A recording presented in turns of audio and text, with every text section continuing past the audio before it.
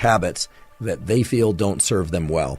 One of the challenges in breaking habits is that many habits occur very, very quickly.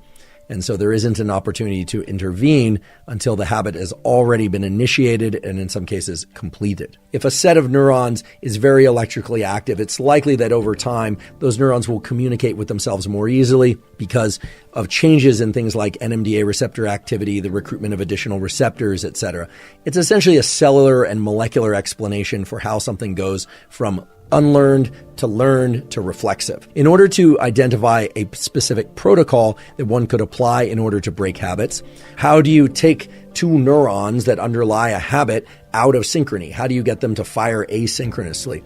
This is pretty interesting with respect to the cellular molecular biology, but at the behavioral level, it's especially interesting. The way that one would do this is, let's say, for instance, you have a habit of picking up your phone mid-work session. Okay, that's a reflexive habit I think that most people have experienced. We often hear the idea that, the phone is so filled with access to dopamine and incredible things that we're just drawn to it.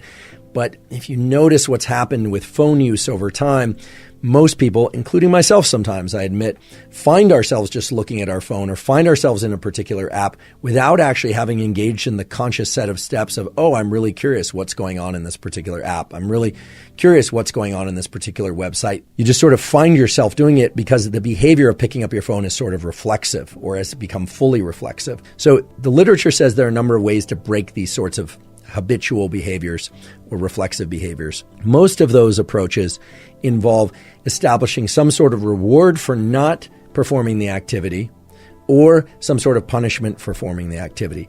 The problem is when people are not being monitored for habit use. For instance, you can imagine a situation where you say, I'm not going to pick up my phone for the 4 hours in the early part of the day so that I can get real dedicated focused work done.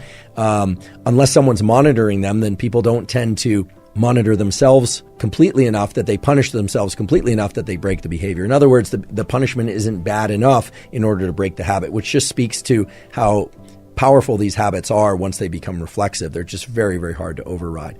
So it turns out that the key is actually to take the period immediately following the bad habit execution, meaning, let's say you tell yourself you're not going to pick up your phone, you're not going to bite your nails, you're not going to reflexively walk to the refrigerator at a particular time of day, but you find yourself doing it anyway. And what actually has to happen is bringing conscious awareness to the period immediately afterward, which I think most people recognize. They realize, I just did it again. And in that moment, capture the sequence of events, not that led to the bad habit execution, but actually to take it